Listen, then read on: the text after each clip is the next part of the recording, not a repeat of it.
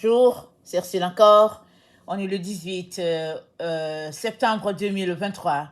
Alors, je viens sur la trompette aujourd'hui encore et je viens proclamer le retour de notre Seigneur Jésus-Christ. Amen, alléluia, soyons tous bénis, soyons remplis de sa joie. Amen. Alors, une fenêtre ouverte par l'Éternel lui-même. Amen. Une fenêtre ouverte par l'Éternel lui-même. Alors, nous allons dans Lévitique 23. Amen, à partir du verset, je sais que le verset qui nous intéresse, c'est le verset 26, mais on va lire un peu plus tôt à partir du Rosh Hashanah. Amen. On va lire un peu plus tôt à partir du Rosh Hashanah. Alors, je pense que ça commence à 23. Alors, Lévitique 23, le verset 23, voilà ce que l'Éternel nous dit. Il dit, l'Éternel parla à Moïse et dit, parle aux enfants d'Israël et dit, le 7e mois, le 1er jour du mois, vous aurez un jour de repos publié au son des trompettes et une sainte convocation. Vous ne ferez aucune œuvre servile et vous offrirez à l'Éternel des sacrifices consumés par le feu. L'Éternel parla à Moïse et dit, le 10e jour de ce 7e mois, ce sera le jour des expiations. Vous aurez une sainte convocation, vous humilierez vos âmes et vous offrirez à l'Éternel des sacrifices consumés par le feu. Vous ne ferez aucun ouvrage ce jour-là, car c'est le jour des expiations où doit être faite pour vous l'expiation devant l'Éternel, votre Dieu. Toute personne qui ne s'humiliera pas ce jour-là sera retranchée de son peuple. Toute personne qui fera ce jour-là un ouvrage quelconque, je la détruirai du milieu de son peuple. Vous ne ferez aucun ouvrage. C'est une loi perpétuelle pour vos descendants dans tous les lieux où vous habiterez. Ce sera pour vous un sabbat, un jour de repos, et vous humilierez vos âmes dès le jour du 9e jour jusqu'au soir suivant. Vous célébrerez le sabbat. Amen. Donc, à partir du 23, Lévitique 23, le verset 23, jusqu'au verset 32, ça parle de deux fêtes. Le Rosh Hashanah, qui a pris fin, qui était dans la nuit, dépendamment de là où les gens se trouvaient, soit du vendredi au samedi ou bien du samedi au dimanche, dépendamment. Alors, le Rosh Hashanah a pris fin hier, ok? Et le Seigneur il dit à Moïse, le 10e jour de ce 7e mois, ce sera le jour des expiations. Et il dit, vous ne ferez aucun ouvrage le jour des expiations. C'est-à-dire, à partir du Rosh Hashanah, on compte jusqu'à 10 et on tombe sur le Yom Kippour. Et le Yom Kippour, pour cette année, ça tombe du 24 au 25 septembre. Amen. Alors, il y a beaucoup de chrétiens qui n'observent pas ces fêtes. D'abord, ils ne sont pas au courant. Et ceux qui sont au courant disent que ça ne les concerne pas, ça concerne Israël. Voilà comment on a été trompé. Mais le Rosh Hashanah, le Yom Kippour, la fête des tabernacles sont des anniversaires, n'est-ce pas? C'est des fêtes que l'Éternel a demandé à ses enfants d'observer. Pourquoi? Parce que ces mêmes fêtes sont observées au ciel. Alors, si tu es citoyen du ciel, tu fonctionnes avec le rythme du ciel. Alors, tu fais ce que le ciel fait. Même si tu es sauvé, alléluia, c'est en espérance qu'on est sauvé. Amen. C'est-à-dire quoi? C'est-à-dire, on a reçu le salut en Jésus, alléluia, on continue de se sanctifier, de se purifier jusqu'au jour où nous le verrons face à face. Donc, on est sauvé en espérance. Ça veut dire que tout ce qu'il y a à faire, ça veut dire, pardon, je le dis mal, ça veut dire que s'il y a quelque chose à faire qui va contribuer à notre sanctification, à notre proximité avec Dieu, on le fait. Amen. Alors, quand tu fixes des lois ou bien des règles à tes enfants à observer, s'ils n'observent pas, c'est du mépris, n'est-ce pas? Et souvent, si ça perdure, tu vas donner des corrections et puis des conséquences, etc. Et imaginez donc Dieu qui nous a donné des fêtes à observer. Parce qu'au ciel, ils s'arrêtent. Ils observent ces fêtes-là. Ce sont des jours d'anniversaire. Et sur la terre, nous sommes prompts à souligner l'anniversaire de nos enfants. Ça nous vient d'où? Ça nous vient du roi Hérode. Le roi Hérode, qui était un roi païen, un roi romain, amen, il observait les anniversaires. Et c'était l'anniversaire de la fille d'Hérodias. Alors, il a demandé à la fille de danser. La fille a dansé. Et ça lui a tellement plu qu'il lui a dit, mais qu'est-ce que tu veux? Même si c'est la moitié du royaume que je t'ai donné. Elle est allée voir sa mère a dit, on veut juste la tête de Jean-Baptiste. Alors, les gens ne s'arrêtent pas pour faire le lien entre les anniversaires qu'ils fêtent et la tête de Jean-Baptiste. Mais les fêtes d'anniversaire, ça vient de là. C'est là que les hommes, les êtres humains ont pris de fêter leur anniversaire. Sinon, à l'anniversaire, pourquoi est-ce que tu fêtes? Tu fêtes pour recevoir des cadeaux? Ou bien, est-ce que tu t'arrêtes pour célébrer Dieu du fait qu'il t'a donné vie et tu existes par lui? Et que tu as double vie parce que non seulement il t'a donné la vie, c'est-à-dire son souffle en toi, mais il s'est révélé et puis tu le connais et tu célèbres le jour de ta naissance parce que Dieu a bien voulu te compter parmi les terriens et puis maintenant, il s'est révélé à toi. Mais le jour des anniversaires, il y en a qui font tout un tapage.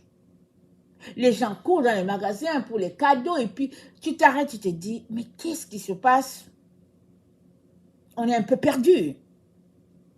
Et s'il y a quelqu'un qui oublie l'anniversaire de l'autre, ça devient tout un problème souvent. Entre les amis, dans les relations de couple, ça devient un problème. Mais les gens passent leur vie à oublier les anniversaires que Dieu a établis. Les fêtes que Dieu a établies, les enfants de Dieu passent le temps à ne jamais s'en souvenir. Quel mépris, n'est-ce pas? Souvent, ils ne s'arrêtent pas. Souvent, ils ne font pas le lien entre le mépris et l'oubli.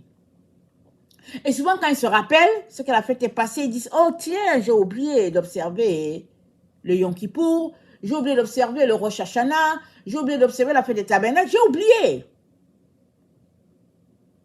Mais quand quelque chose est important, est-ce qu'on oublie? On le note bien dans l'agenda, n'est-ce pas? On fait tout pour ne pas oublier. Alors, quand bien même tu aurais été sauvé par grâce et que tu vis une relation pimpante avec le Seigneur Jésus-Christ, il est important, amen, que tu t'arrêtes, que tu lui dises merci. Parce que Dieu a dit, ce jour-là, tous ceux-là qui ne vont pas humilier leur âme, il va les couper de l'assemblée des saints. Alors, le chrétien peut se mettre à justifier en disant que oui, Jésus-Christ n'était pas encore venu, et puis bon, voilà, maintenant que Jésus-Christ est venu, qu'il est mort, je n'ai plus besoin de tout cela. Les gens peuvent justifier comme ils veulent. Mais est-ce que c'est un anniversaire? Oui, c'est un anniversaire.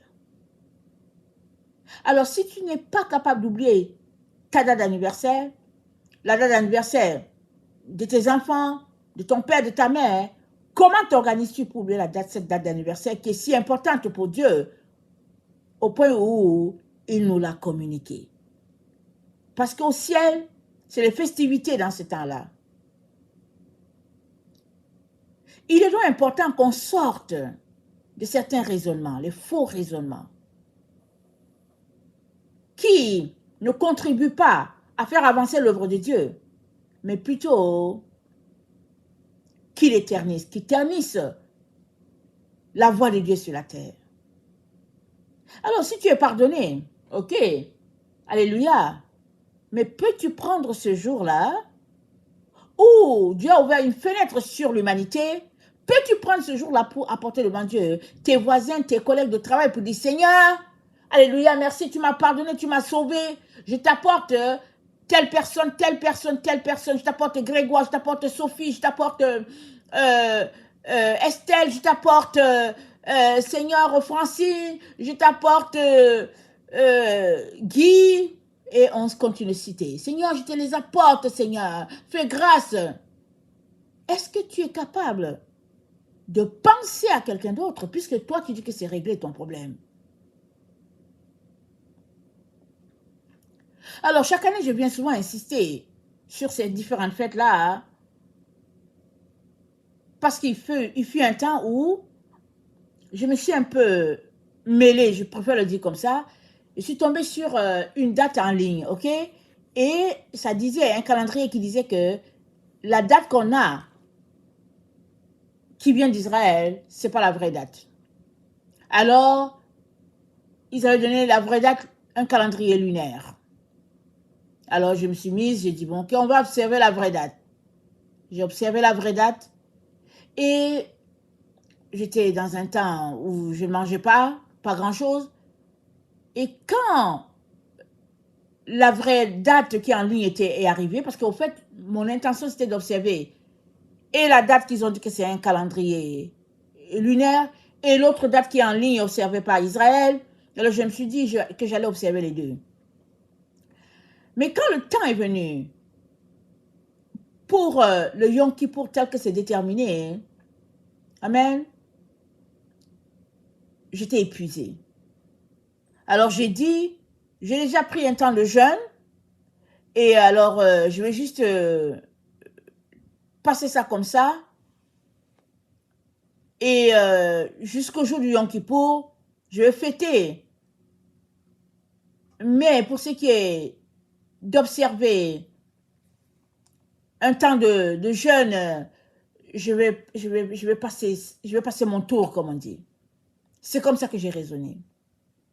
J'ai fait un jour, j'ai fait 2 jours, j'ai fait 3, et puis je pense qu'il restait peut-être 5 jours avant le Yom Kippour, ou bien 6 jours. Alors j'étais en train de prier, excusez-moi, j'étais en train de prier, et puis le Seigneur Jésus, c'est lui qui vient me parler. Il me dit, Ursule, est-ce que tu es sérieuse? Ursule, es-tu vraiment sérieuse? Donc, quand il a dit ça, tout de suite, j'ai connecté. Vous savez, quand le Seigneur parle, hein, il se révèle. Tout de suite, j'ai connecté au temps où je le faisais dans les années passées, mais cette fois-ci, pour X raisons, j'avais observé avant, et puis au moment où tout Israël était en train de l'observer, ce temps d'abstinence, de prière, d'intercession, moi j'étais tout simplement en train de prendre un petit break. Et le Seigneur me dit, est-ce que tu es sérieuse? Ah, j'ai commencé à me repentir. J'ai dit, Seigneur, pardonne-moi. Pardonne-moi. J'ai supplié, j'ai pleuré, j'ai dit, Seigneur, pardonne-moi. J'ai repris le jeûne. J'ai repris le jeûne le lendemain. Jusqu'à la date du Yom Kippour, telle que prévue par Dieu. Et le Seigneur m'a dit, même si les hommes ont quelque chose à redire sur les dates, il dit, le ciel a cautionné. Observe ce que Israël est en train d'observer. Les dates telles que les rabbins l'ont données, on ne connaît pas la date exacte, mais Dieu, la grâce de Dieu est toujours là, hein, pour agir. Au lieu que tu te retrouves à prendre une date en ligne et ils te disent, c'est ça la vraie date, suis la tendance que Israël a donnée. Parce que Dieu est tellement bon, il est tellement gracieux, que dans ce temps-là, il va sauver et il sauve des âmes. Amen. Dans le Yom Kippour, Dieu sauve beaucoup d'âmes. Des âmes qui ne sont pas forcément des âmes israélites, qui ne sont pas forcément des chrétiens. Il sauve beaucoup de gens parce qu'il y a beaucoup de gens qui savent que le Yom Kippour, c'est une fenêtre que l'Éternel a ouverte sur l'humanité pour l'expiation des péchés. Il y en a qui ne savent pas que Jésus-Christ est mort. Il y a d'autres qui savent, mais qui disent que non, leur prophète, c'est quelqu'un d'autre, ce n'est pas Jésus. Il y a d'autres encore qui sont remplis de leur orgueil. Mais ce jour-là, ils s'arrêtent pour dire, ok Seigneur, c'est le jour où c'est le pardon, c'est le jour le plus saint de l'année, je vais m'associer à eux. Il y en a comme ça. Et Dieu est tellement gracieux, il n'a pas changé, qu'il vient sauver quand même des âmes. Et une fois que ces âmes-là sont sauvées, il finit par se révéler à eux. Et ils découvrent Jésus-Christ. On a l'exemple d'Acte 10, le centenier romain. Amen. Les gens disent que c'est celui qui était au pied de la croix qui a dit assurément cet homme-ci est fils de Dieu. Alors le centenier romain dans Acte 10, c'est dit, il faisait des aumônes. Il en faisait. Parce qu'il était d'un peuple dit impur, il ne pouvait pas se présenter à l'Assemblée d'Israël. Alors, tout ce qu'il pouvait faire pour que le Dieu puissant lui fasse grâce, c'était donner des aumônes. Il a tellement donné des aumônes qu'un jour, il a été visité par un ange. Et l'ange a envoyé Simon-Pierre dans la maison de ce centenier-là. Et pendant qu'ils étaient en train d'écouter Simon-Pierre, le Saint-Esprit est descendu sur eux. Ils ont été baptisés du feu. Mais lui, c'était un nom israélite. Le Saint-Esprit avait été déjà donné. Les chrétiens étaient déjà nés, n'est-ce pas? Il y avait les Simon-Pierre, il y avait d'autres, parce que c'est dit que le jour de la Pentecôte, il y avait plusieurs personnes qui étaient là, qui sont venues d'ailleurs, parce qu'ils sont venus fêter cela. Donc, le Saint-Esprit avait déjà été donné. On ne peut donc pas prendre le prétexte de tous ceux-là qui disent que non, le Saint-Esprit est donné, et puis le païen n'a rien à y voir. On ne peut pas prendre ce prétexte-là. Parce que Corneille était un païen, mais il a été béni par notre Seigneur. Il a reçu la confirmation de son salut, non pas seulement lui et toute sa famille. Toute sa famille a été invitée à venir dans sa maison. Tous ont été touchés par le feu de Dieu. C'est ça que Dieu fait. C'est un Dieu gracieux. Ne le limitons pas en disant Jésus-Christ est venu, alors c'est fini, tout ce qu'ils font en Israël, c'est du faux. Non. Il s'appuie sur la Bible pour observer cette date-là. Donc, ils sont plus éclairés que toi, qui dis que tu as Jésus, tu as la date, tu sais lire et tu décides de piétiner ce jour important devant Dieu. Ils sont plus éclairés que toi. Il est important, mes chers frères et chères sœurs, de s'humilier devant notre Dieu à tous les jours.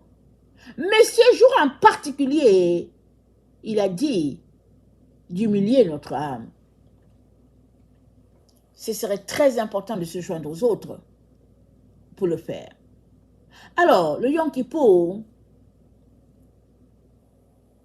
Dieu a donné comme consigne à Aaron, par la bouche de Moïse, d'apporter des sacrifices et de prendre le sang et de l'amener jusqu'à l'endroit où il y avait l'arche, voilà, et de le déposer là.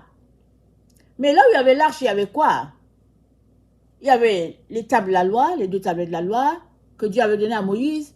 Il y avait la manne, un échantillon de la manne, et il y avait la Vierge d'Aaron. Ces 3 éléments, hein, ils représentaient Christ. Alors, j'ai regardé dans Romains 9.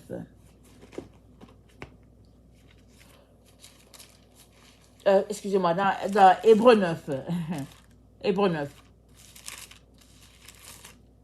C'est dit,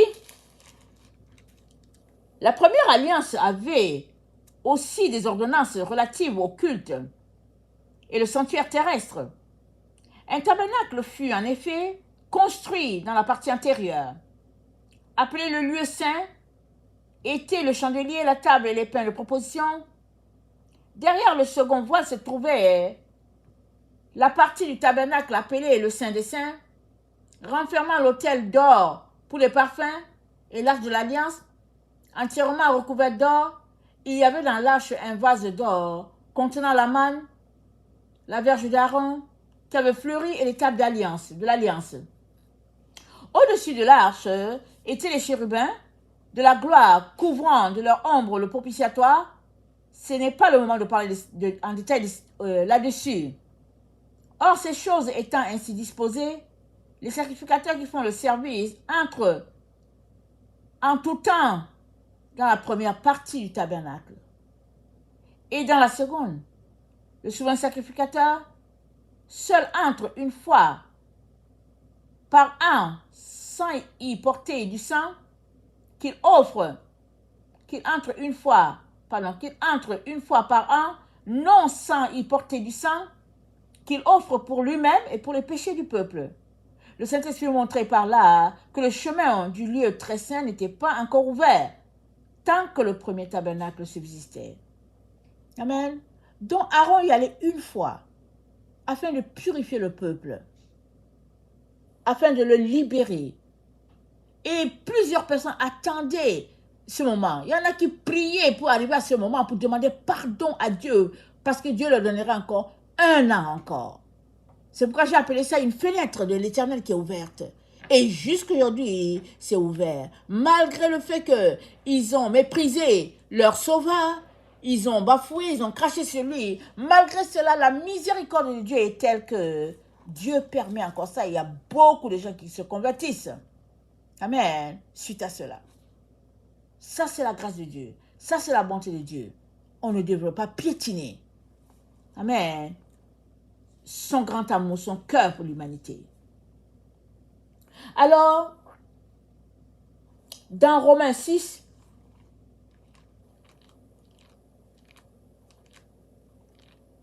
le verset 23, voilà ce qu'il dit.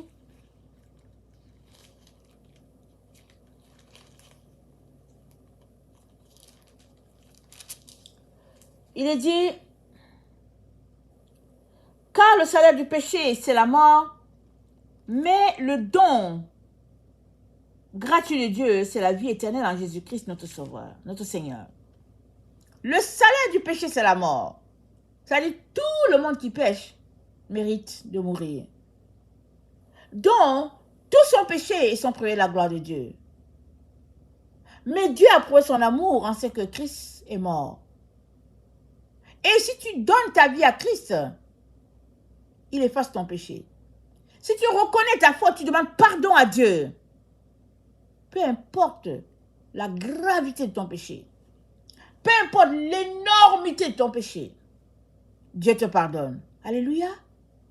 Alors, si toi, tu penses que tu es pardonné, combien Dieu sera content de savoir que tu as apporté ce jour de Yom Kippour une âme, 2, 3, 4, 5, 10 devant lui pour dire, Seigneur, je t'apporte ceux-là. Je te donne un passage qui confirme ce que je suis en train de te dire. 1 Pierre 2.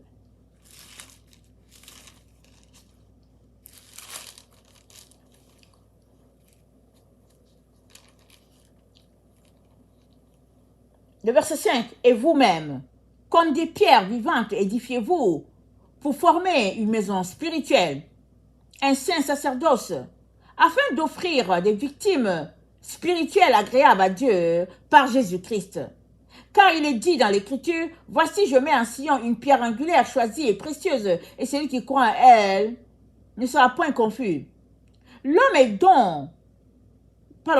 don pour vous qui croyez. Mais pour les incrédules, la pierre qu'ont rejetée ceux qui bâtissaient est devenue la principale de l'angle, une pierre d'achoppement, un rocher de scandale. Et ils s'y heurtent pour n'avoir pas cru à la parole, et c'est à cela qu'ils sont destinés. Vous, au contraire, vous êtes une race élue, un sacerdoce royal, une nation sainte, un peuple acquis, afin que vous annonciez les vertus de celui qui vous a appelé des ténèbres à son admirable lumière. Vous qui autrefois n'étiez pas un peuple, qui maintenant êtes le peuple de Dieu, vous qui n'avez pas obtenu miséricorde, qui maintenant avez obtenu miséricorde. Voilà ce qui confirme ce que Lévitique 23 nous dit.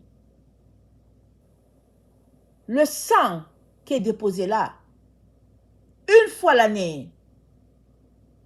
Amen. À ce jour d'expiation, lave les enfants de Dieu du péché. Et Dieu n'a jamais dit que maintenant que Jésus-Christ est mort, c'est fini les fêtes qu'il a données. Il n'a jamais dit qu'on n'en a plus besoin. Il n'a jamais dit ça. Alors comment se fait-il que les hommes mal intentionnés ont fixé des fêtes pour les chrétiens? Ils ont fixé une Pâque pour les chrétiens, différente de la Pâque de Jésus. Ils ont laissé tomber les fêtes de pain sans levain. Ils ont fixé un Noël alors que personne ne connaît la date de Jésus. Mais quand vient le temps d'observer le Yom Kippour, on dit aux chrétiens, vous êtes sauvés. Et puis, ils méprisent ce que Dieu a pris comme saint, ce que Dieu a purifié. Ils méprisent cela. Or, ce jour-là, une fenêtre est ouverte dans le ciel pour toute l'humanité. Toute l'humanité, la fenêtre est ouverte. Et quiconque tu apportes devant Dieu est pardonné. Alléluia. Parce que c'est écrit. Dieu n'a pas révoqué cela. Parce que Jésus-Christ est mort sur la croix. Dieu ne l'a pas révoqué. Pourquoi? Parce que sa grâce s'accomplit encore jusqu'aujourd'hui. Mais il y a beaucoup de chrétiens qui sont un peu dans une situation d'erreur, qui pensent que parce que Jésus-Christ est venu, alors tout le reste c'est fini, c'est banni. Mais non, non, non, non, ça n'a jamais été dit ça. Il est donc très important qu'on s'examine pour savoir si on a de l'amour pour le prochain. Parce que ce n'est qu'un acte d'amour qui peut pousser quelqu'un à venir dire à Dieu, je t'apporte ce jour mon offrande, j'humilie mon âme pour telle personne, pour telle personne. Amen. Seul l'amour nous amène à nous sacrifier pour l'autre. Amen. Seul l'amour. Ce n'est que par l'amour qu'on peut prendre une journée, des heures pour dire Seigneur, je viens humilier mon âme pour telle personne, pour telle autre. Souvent, on ne s'arrête pas pour réaliser que le plus grand acte d'amour qu'on peut avoir pour quelqu'un, c'est de prier pour l'âme de la personne, pour le salut de son âme. Soit on est prêt à envoyer l'autre au restaurant, on est prêt à lui offrir des cadeaux, on est prêt même à envoyer, à payer un gros voyage pour quelqu'un. Mais on ne s'arrête pas pour prendre un temps, pour prier, pour jeûner, pour pleurer devant Dieu pour l'autre personne. Alors que nous, on a Jésus-Christ et il n'y a pas cette compassion-là, n'est-ce pas? Pour le faire pour l'autre. Et on a besoin, pour nous-mêmes, dans ce temps où nous nous trouvons, de dire à Dieu de nous donner de la compassion. On a tous besoin de compassion pour l'autre. Les problèmes de la vie, la distraction, voilà, la distraction dans notre monde a refroidi le cœur de plusieurs. Mais c'est le temps de crier à Dieu pour qu'il réchauffe notre cœur. Pour qu'on puisse avoir de la compassion, qu'on puisse avoir de l'amour, qu'on puisse avoir vraiment du sacrifice pour l'autre. Et je vous dis, le Seigneur bénit quand il voit une telle attitude. Parce que là où règne l'amour, n'est-ce pas, Dieu est là. La paix de Dieu est là, Dieu est là, l'intervention divine est là, parce que l'amour est là. L'amour, c'est la base, n'est-ce pas? Parce que l'amour, c'est la base de tout. C'est parce que Jésus-Christ nous a aimés qu'il a vu la condition de l'humanité et il a dit, ok, je vais mourir. Il fallait quelqu'un, il a dit, je vais mourir. Je vais verser mon sang pour eux. Et c'est ça qu'il a fait. Et aujourd'hui qu'il l'a fait, et que nous sommes sauvés, que nous avons l'assurance de notre salut, le Seigneur nous dit, par la bouche de l'apôtre Pierre, il dit, et vous-même, comme des pierres vivantes, édifiez-vous pour former une maison spirituelle et un saint sacerdoce afin d'offrir des victimes spirituelles agréables à Dieu par Jésus-Christ. C'est quoi offrir une victime? C'est prier pour la personne. Prier, pleurer, supplier que la grâce de Dieu vienne pardonner les péchés de la personne. Mais souvent, qu'est-ce qui se passe dans le milieu chrétien? On aime pointer les péchés de l'autre. Non, mais il a fait ceci, elle a fait ceci, il a fait ceci, elle a fait ceci. Et puis on pointe. Mais on oublie que nous, on a aussi fait. Et peut-être même qu'on fait pire. Mais Jésus-Christ nous a pardonné. Sommes-nous prêts à nous arrêter pour prier et demander le pardon pour quelqu'un? Sommes-nous prêts à cela? C'est à cela que le Père nous appelle. Amen. Très, très important. Et dans Romains 5, le verset 8, tantôt on a lu Romains 6, le verset 23, selon lequel le salaire du péché, c'est la mort, mais le don gratuit de Dieu, c'est la vie éternelle en Jésus-Christ, notre Seigneur. Et dans Romains 5, le verset 8, c'est dit, Romains 5, le verset 8, c'est dit, mais Dieu prouve son amour envers nous, en ce que lorsque nous étions encore pécheurs, Christ est mort pour nous. Amen. Quand nous sommes venus à Dieu, Christ est mort. Mais on ne savait rien. Jusqu'à ce que la lumière nous vienne et qu'on vienne demander pardon. Mais il était déjà mort. Mais il est aussi mort pour l'autre. L'autre qui ne connaît pas le Seigneur. L'autre qui est peut-être bouddhiste. L'autre qui est peut-être, je ne sais pas, qu'est-ce qu'il est. Quelqu'un de la Rose-Croix, on ne sait pas. Mais Dieu aussi est mort pour l'autre. Es-tu prêt à venir pleurer devant Dieu pour dire, Seigneur, sauve telle personne? Amen. Alors, et c'est dit, mais Dieu, pour son amour envers nous, lorsque nous étions encore pécheurs, Christ est mort pour nous. À plus forte raison donc, maintenant que nous sommes justifiés par son sang, serons-nous sauvés par lui de la colère. Amen. Alors, dans Jean 6, le verset 54, Jean 6, le verset 54, voilà ce qui est dit.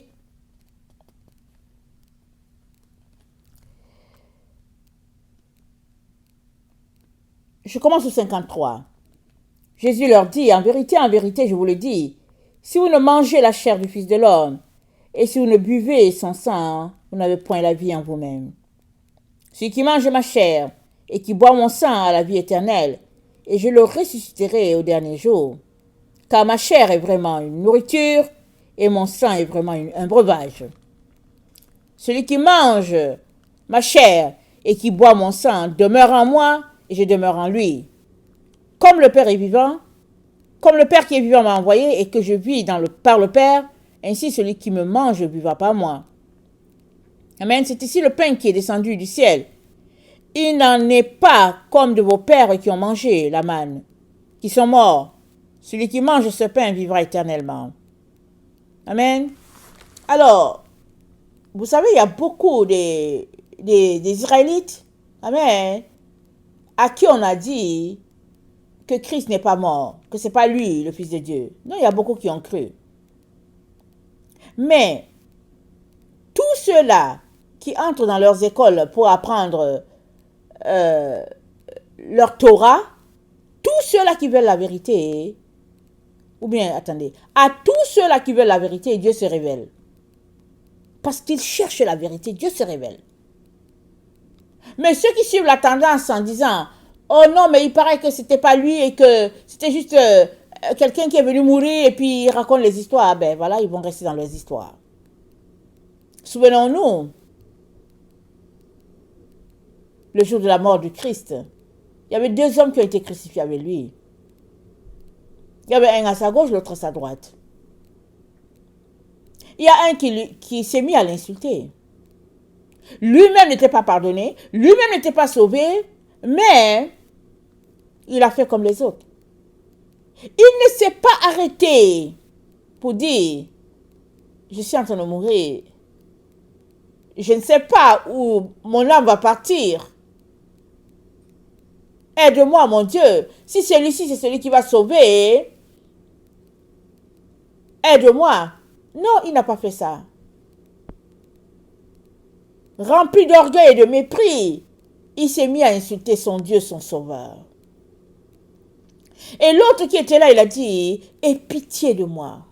Souviens-toi de moi et pitié de moi. Jésus-Christ lui a dit, aujourd'hui même, tu seras au paradis avec moi.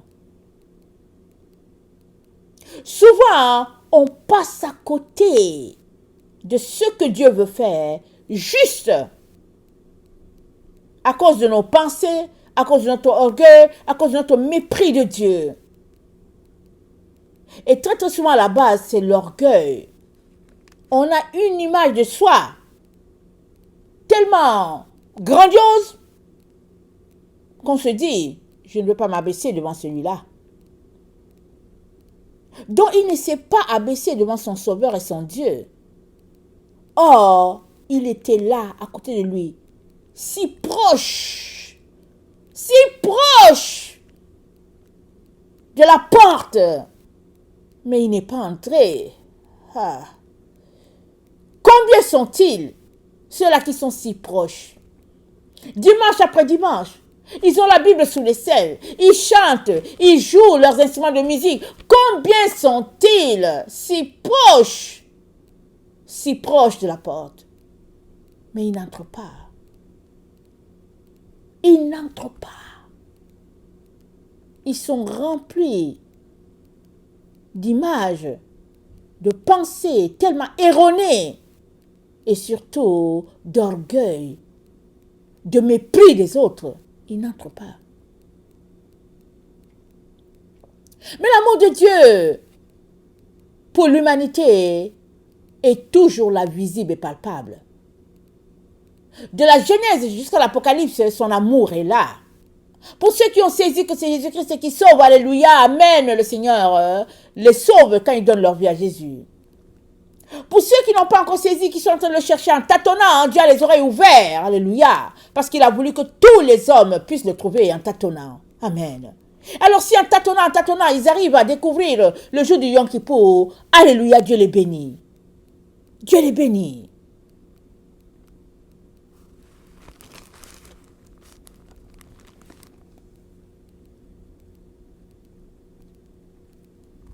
Jésus-Christ est le vrai pain qui est descendu du ciel. Alors si quelqu'un mange son pain et boit de son sang, il a la vie éternelle. Et toi et moi sommes appelés à communiquer cette vie éternelle-là à d'autres personnes. Si nous l'avons. Il est important qu'on sorte du lot de ceux-là qui sont sauvés, qui ne peuvent rien faire pour personne, qui ne peuvent pas prier, qui ne peuvent même pas observer un anniversaire, qui ne peuvent même pas s'arrêter pour dire merci à Dieu. Il est important qu'on sorte de ce lot-là. Et qu'on élève celui-là qui a donné de sa vie pour changer la nôtre, pour faire de nous des êtres de lumière. Amen.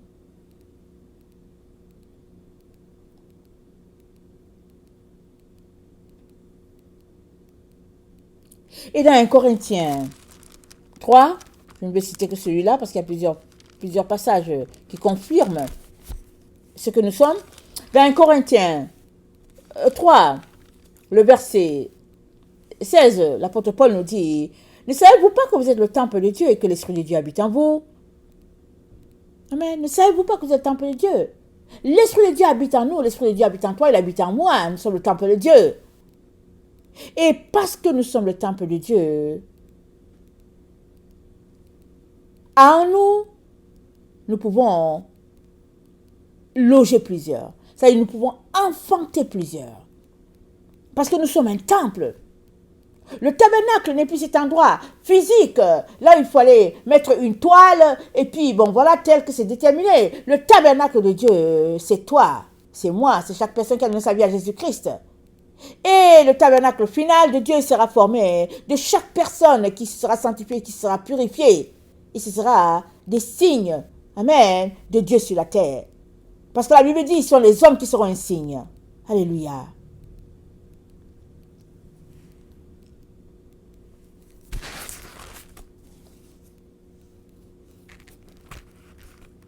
Je viens encourager tout un chacun à ne pas laisser passer cette date-là, cette date d'anniversaire, ne la laissez pas passer. Prenez du temps pour prier pour vos voisins, pour vos collègues de travail. Prenez le temps pour prier pour vos enfants. Priez pour vous-même. Priez seulement, priez.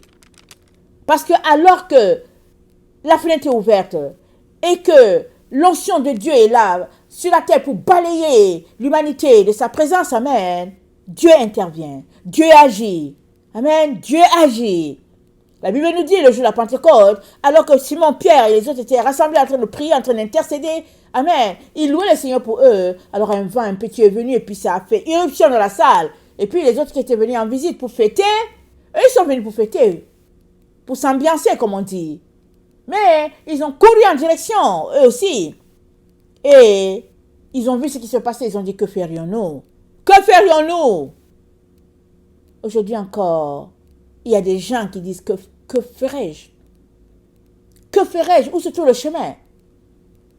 Et alors que tu es en train de prier, quelque part en Allemagne, Dieu va prendre ta prière et il va l'appliquer quelque part au Sénégal. Alors que tu es en train de prier quelque part à Québec, Dieu va prendre ta prière et il va l'appliquer à Madagascar. C'est comme ça que Dieu fait. Il n'a pas de limite. Il cherche juste des cœurs disposés et disponibles. C'est tout ce qu'il veut. Il est donc important que nous puissions sortir de notre petitesse d'esprit, de nos enseignements erronés, afin que la gloire de Dieu puisse balayer. Et qu'à travers nous, il puisse se former un peuple nombreux. Amen. Je terminerai en lisant Hébreux 9, le verset 24. C'est-à-dire, car Christ n'est pas entré dans un sanctuaire fait de main d'homme, en imitation du véritable, mais il est entré dans le ciel même, afin de comparaître maintenant pour nous devant la face de Dieu. Et ce n'est pas pour s'offrir lui-même plusieurs fois qu'il y est entré, comme le souverain sacrificateur entre chaque année dans le sanctuaire avec le sang étranger. Autrement, il aurait fallu qu'il eût souffert plusieurs fois depuis la création du monde. Tandis que maintenant, à la fin des siècles, il est apparu une fois pour abolir le péché par son sacrifice. Et comme il est réservé aux hommes de mourir une seule fois, après quoi vient le jugement, de même Christ qui s'est offert une seule fois pour porter les péchés de plusieurs, apparaîtra sans péché une seconde fois à ceux qui l'attendent pour leur salut. Amen. Christ apparaîtra une seconde fois sans péché. On est dans ce temps prophétisé, n'est-ce pas? Et comme je l'ai dit au début de la vidéo, c'est à notre avantage de venir devant Dieu, pleurer pour nous-mêmes, pleurer pour quelqu'un d'autre, parce que Dieu a gardé cette fenêtre-là ouverte. Chaque année, des âmes viennent à lui. Lui seul est le juste juge. Il sait qui est sincère. Et il se révèle. Il n'a pas tout fermé. Il a laissé cette fenêtre-là ouverte. Et c'est le Dieu de grâce. C'est le Dieu de bonté. Il fait une œuvre sur toute la terre, encore aujourd'hui, malgré le fait que les gens ont tourné le dos à son fils et qu'il a été bafoué, amoché. Amen. Dieu continue d'agir. Et il a la main tendue vers quiconque le cherche. Parce que c'est lui qui a voulu que tous les hommes sur la terre le cherchassent en tâtonnant. Alors, toi et moi ne pouvons pas déterminer qui sera sauvé. Ou bien décider que, tiens, parce qu'il n'est pas en train de chercher Jésus, il ne sera pas sauvé. Non. Dieu sait comment il sauve chacun. Il y en a qui sont sauvés parce qu'ils ont la révélation de Jésus-Christ tout de suite. Et il y a d'autres, ils sont en plein cheminement. Amen. Et Dieu les laisse venir jusqu'à qu'ils se révèlent. Et il y a d'autres encore, comme ça, ils le voient tel, et puis ils savent que ça c'est Jésus, et puis ils donnent leur vie. Amen. Dieu sait comment il agit pour chacun. Ne limitons pas Dieu, mais ne limitons pas aussi tout ce qu'il a mis en nous. Amen. Qui travaille à notre salut. Parce que si par 1, 2, 3 prières, tu as pu apporter des gens devant Dieu et que ces personnes ont été sauvées, quelle grâce, n'est-ce pas? Quelle grâce! Le ciel se réjouit. Mais toi aussi. Mais toi aussi. Que le Seigneur bénisse sa parole, qu'il nous donne, amen, de ne pas laisser passer 7 jours-là, le Yom Kippour. Je pense que c'est du 24 au 25. Peut-être pour les gens qui sont en Amérique du Nord, et puis pour les autres qui sont du côté de l'Europe, je pense que c'est peut-être c'est aussi le 24 au 25, mais c'est parce qu'ils ont un 6 heures ou 5 heures en avance sur nous, n'est-ce pas? Alors, je viens nous encourager tous. Rappelez-vous, souvenez-vous, marquez cela.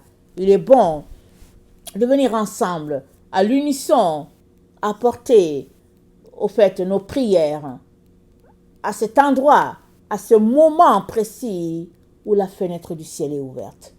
Que le Seigneur bénisse sa parole. Maranatha, Jésus revient. Amen, alléluia. Soyons tous bénis. Amen.